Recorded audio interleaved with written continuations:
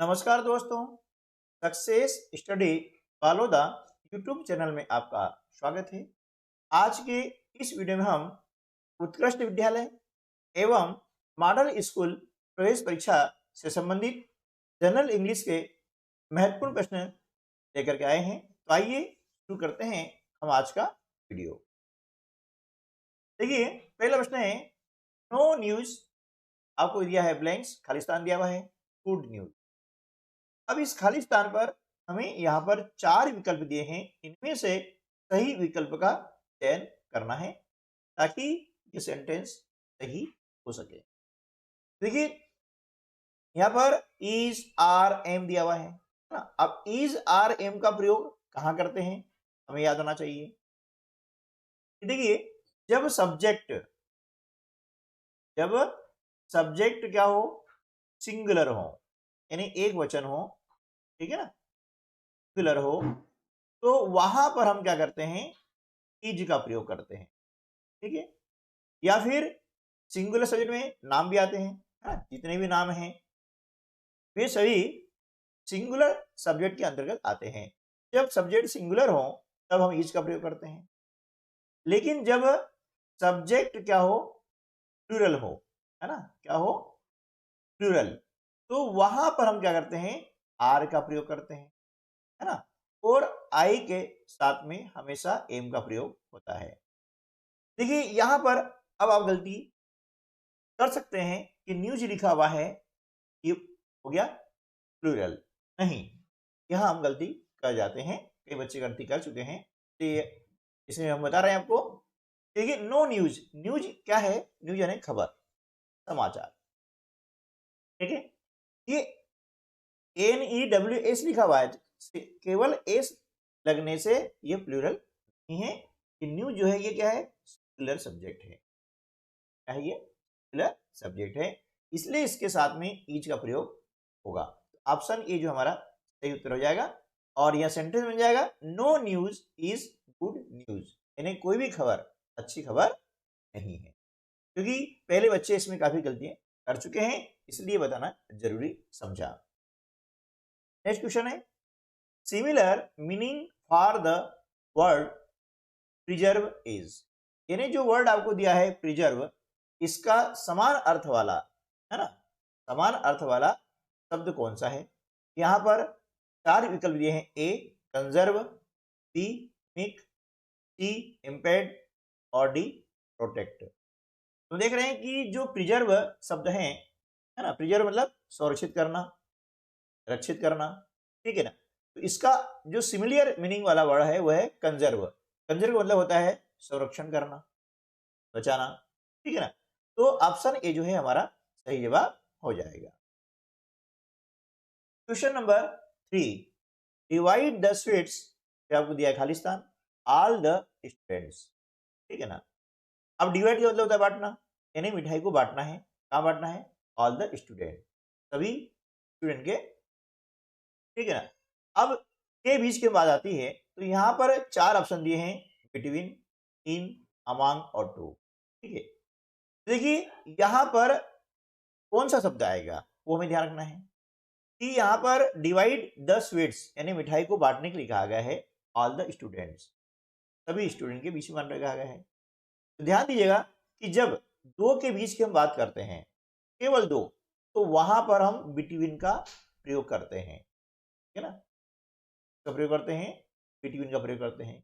जैसे उदाहरण के लिए 7, 8 और 9 है, यहाँ पर हम कह सकते हैं कि 8 इज बिटवीन 7 एंड 9, ठीक है ना, ये इसके बीच में है, ठीक है ना, दो के बीच में। यदि डिस्ट्रीब्यूट करना है किसी चीज का तो बिटवीन आएगा, है ना। जैसे divide the sweets between 2 students, ठीक है, तो 2 के लिए आएगा बिटवीन। अब जब 2 से ज्यादा होता है तो वहां पे आएगा अमोंग, आएगा अमोंग, ये मोर देन 2, यानी जब भी 2 से ज्यादा की बात करते हैं तो उनके बीच में कोई चीज देनी है या के बीच की बात कर रहे हैं, तो वहां पर अमोंग यूज किया जाएगा। तो इस सेंटेंस के लिए सही विकल्प क्या हो जाएगा, सी अमोंग। तो divide the sweets among all the students, यानी सभी जो स्टूडेंट्स हैं, सारे विद्यार्थी हैं, उनके बीच में आपको मिठाई बांटने का कहा गया है। सही उत्तर क्या आ जाएगा? अमंग आएगा, है ना। जब दो के लिए बात की जाए बिटवीन और दो से अधिक जो होते हैं मोर देन 2, तो अमंग यूज किया जाता है। ठीक है। चौथा है हुज, खालिस्तान दिया है, दीज कैटल। अब यहां पर भी सही जो आपका वर्ब है इज आर एम, है ना, इसको यहां पर फिलअप करना होगा। कौन सा आएगा ये ध्यान रखना है। इसके लिए हम सेंटेंस पढ़ेंगे, हुज दीज केटल। अब देखिए केटल क्या होता है, ये सिंगुलर और प्लूरल दोनों में समान होता है, ठीक है ना। इसका फॉर्म जो है सिंगुलर और प्लूरल समान होता है। देखिए इसके साथ में दूसरा जो शब्द दिया हुआ है दीज, आप देख रहे हैं दीज क्या है, ये बहुवचन है यानी प्लूरल है ना। ये धीस होता है सिंगुलर सब्जेक्ट, ये सिंगुलर होता है एक वचन। अब जो धीस है इसका प्लूरल क्या हो जाएगा, दीज, ठीक है ना। ये क्या हो गया, प्लूरल हो गया। अब जब प्लूरल हो गया है तो यहां पर हम देख रहे हैं, अभी हमने पढ़ा था जो प्लूरल सब्जेक्ट है उनके साथ में आर का उपयोग किया जाता है। Option B is correct answer for this. यहां क्या हो जाएगा, हुज आर दीज केटल, यानी ये जो पशु हैं ये किसके हैं, ठीक है ना। Question number 5, I have come without Khalistan umbrella. अब यहां पर आपको देखें आर्टिकल, कह रहा है A the, B a, C an, D none of the. अब यहां पर सही आर्टिकल का प्रयोग करना है। तो देखिए जो ए और एन की बात करते हैं, ए और एन की बात करते हैं, है ना, तो ए यानी जो आर्टिकल है इसका यूज क्या करेंगे, जब सिंगुलर सब्जेक्ट हो। एन का प्रयोग वही करेंगे जब सब्जेक्ट सिंगुलर हो, दोनों समानता हो गई। अब इनका मेन अंतर क्या है, मेन अंतर यह है कि ए का प्रयोग वहां करेंगे जब कोई भी आपका नाउन है ना, कोई भी संज्ञा है, नाउन है, तो उसका जब हम उच्चारण करते हैं, उसको बोलते हैं, तो उसकी जो प्रथम ध्वनि होती है यानी फर्स्ट साउंड, है ना, वो क्या होना चाहिए, कॉन्सोनेंट होना चाहिए। क्या होना चाहिए, कॉन्सोनेंट। यानी इसकी जो ए का उपयोग वहां करेंगे कि जब जो हमारा नाउन है उसकी जो प्रथम ध्वनि होती है, पहली आवाज होती है, वह क्या हो, कॉन्सोनेंट हो, ठीक है ना, क्या हो, कॉन्सोनेंट हो। और जब किसी नाउन की प्रथम ध्वनि यानी पहली जो आवाज होती है वह यदि वावेल होगी, है ना, क्या होगी, वावेल, तो वहां पर हम एन का प्रयोग करते हैं, ठीक है। जैसे देखिए अम्ब्रेला, ये आपका नाउन है, इसके पहले आना है आर्टिकल, इसको आप बोलेंगे अम्ब्रेला। साउंड ध्यान रखना है, यहां पर पहला लेटर हमको नहीं देखना है कि कॉन्सोनेंट है या वॉवेल है, उसका साउंड देखना है ना, क्या देखना है, साउंड देखना है। देखिए अम्ब्रेला यानी अ आपका क्या हो रहा है, वॉवेल साउंड आ रहा है, इसलिए यहां पर आएगा एन, क्या आएगा, आएगा, है ना। तो ऑप्शन सी क्या हो जाएगा, हमारा सही उत्तर हो जाएगा, ठीक है ना। अब देखिए और भी ऐसे बहुत से उदाहरण हैं, जैसे एम ए, एम ए, ठीक है। अब एम ए के आगे कौन सा आर्टिकल आएगा, अब देखेंगे ये कॉन्सोनेंट है, यस कॉन्सोनेंट है, बट हमें क्या देखना है, उसका साउंड देखना है। क्या करना है, साउंड, यानी जब प्रोनाउंसिएशन करते हैं तो देखना है कि फर्स्ट साउंड क्या आ रहा है। ध्यान से इसको पढ़ेंगे तो आपको समझ में आएगा। एम ए आ रहा है, ए क्या है, वॉवेल साउंड है, इसलिए यहां पर आएगा एन, एन एम ए आएगा, न कि अ एम ए, ऐसा नहीं आएगा अ एम ए, ये आपका गलत है ना, ये क्या आएगा, गलत आएगा, और ये आपका सही, ठीक है।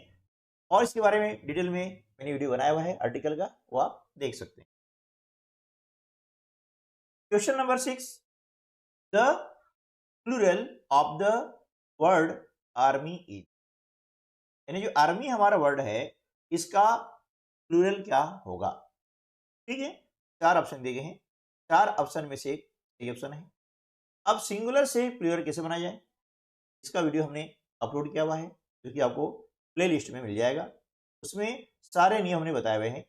यहाँ सिर्फ एक शब्द को सीखने से हम सारे प्लूरल नहीं सीख सकते हैं, और हमने इसमें नियम बताए हैं ताकि शब्द कोई सा भी आ जाए, है ना, उस शब्द का आप प्लूरल बना सकें, क्योंकि कितने रटेंगे, है ना। तो रटने से ये चीज सीखने वाला नहीं है, तो आप नियम सीखें ताकि शब्द कोई से आ जाए तो हम प्लूरल बना सकें। तो देखिए इसके लिए नियम यह है कि यहाँ पर शब्द है आर्मी, हम देख रहे हैं कि आर्मी के जो लास्ट में जो लेटर आ रहा है वह है वाई।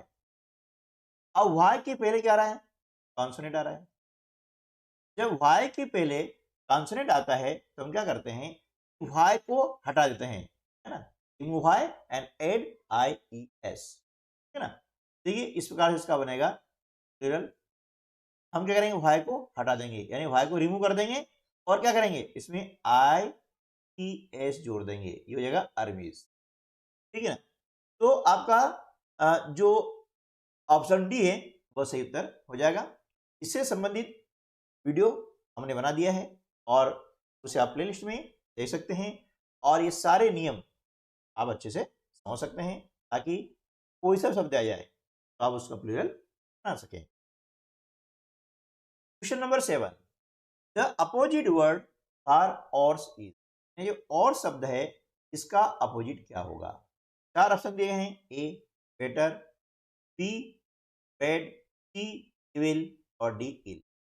अब देखिए ऑर्स क्या है ना, ए ऑर्स क्या है, सी क्या है, एडजेक्टिव है ना, और एडजेक्टिव की ये कंपैरेटिव डिग्री आपने याद किया होगा, बैड, बैड, ऑर्स और ऑर्स्ट, ये आपने याद किया होगा। अब हम जानते हैं कि बेड का अपोजिट वर्ड क्या होता है, गुड। गुड का कंपैरेटिव डिग्री आएगी बेटर, गुड, बेटर, बेस्ट, ठीक है। ये एडजेक्टिव की डिग्रीज होती हैं, पॉजिटिव, है ना, कंपैरेटिव एंड सुपरलेटिव। तो हम देख रहे हैं कि जब बेड का अपोजिट गुड आ रहा है ना, तो ऑर्स का अपोजिट क्या आएगा, बेटर। ऑप्शन ए जो हमारा सही होगा। Question number 8, the rhyming word of nail is, आपको नेल का राइमिंग वर्ड यहाँ पर चूज करना है। तो हम जान लेते हैं राइमिंग वर्ड होता क्या है, यानी ऐसे वर्ड जिनका अंतिम ध्वनि, जो बोलते हैं ना, तो अंतिम ध्वनि एक जैसी हो, सिमिलियर साउंडिंग वर्ड जिसको कहते हैं, है ना, क्या बोलते हैं, सिमिलियर साउंडिंग वर्ड, यानी लास्ट की उसकी जो ध्वनि होती है, जो आवाज होती है वह एक जैसी होती है ना। तो यहाँ पर ऑप्शन दिया है, ए गोल, बी टेल, सी टिल और डी आल। तो नेल का राइमिंग वर्ड क्या जाएगा, टेल, नेल, टेल, मेल, इस प्रकार से, यानी अंत की ध्वनि जो है वो कैसी होती है, समान होती है ना। जैसे ये लिखा हमने बेट, मेट, सेट, रेट, इस प्रकार से, है ना। एट एट एट आ रहा है, जैसे नेल, टेल, मेल, है ना, जेल, इस प्रकार से ये जो वर्ड्स आते हैं ये कहलाते हैं rhyming words. Question number 9, choose the odd one. Odd one मतलब इसमें से एक जो भिन्न है, अलग है ना, किसी न किसी रूप में, उसको आपको छांटना होता है, चूज करना होता है, ठीक है ना। अब देखिए यहाँ पर ए हिंदी, बी संस्कृत, सी इंग्लिश और D science.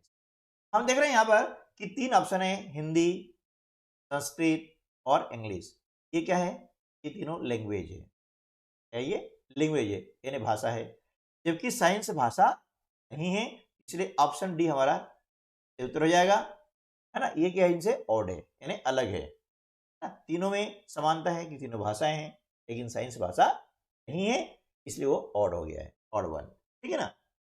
Now question number 10, she gets up, Khalistan दिया है 6 o'clock डेली, यानी वह 6 बजे डेली रोजाना, ठीक है ना। तो यहां पर भी हमें क्या लिखना है, प्रीपोजिशन, क्या लिखनी होती है, प्रीपोजिशन। तो ध्यान रखिएगा यहां लिखा है 6 o'clock, टाइमिंग दिया हुआ है, ठीक है ना। तो जब समय दिया जाता है तो उसके पहले हम क्या करते हैं, 8 लिखते हैं, 8 6, ठीक है ना, 8 का प्रयोग करते हैं। ऑप्शन डी जो है हमारा उत्तर हो जाएगा, है ना। ध्यान रखिएगा कि जब आपको समय दिया हुआ है ना, 10 o'clock दिया है, 8 o'clock दिया है, जो भी समय दिया हुआ है ना, तो उसके पहले हमेशा हेड आएगा। ठीक है, और प्रीपोजिशन के और नियम जानने के लिए आप हमारे चैनल को सब्सक्राइब कर सकते हैं, ताकि इंग्लिश ग्रामर का जो बेसिक नॉलेज है वो आपको मिल सके, ताकि अगली कक्षाओं में जब आप एडवांस ग्रामर पढ़ेंगे तब बहुत आसानी होगी और इंग्लिश सीखना बिल्कुल आसान हो जाएगा, सरल हो जाएगा। ठीक है दोस्तों, तो आज की वीडियो में बस इतना ही। मिलते हैं अगले वीडियो में, तब तक के लिए नमस्कार, जय हिंद।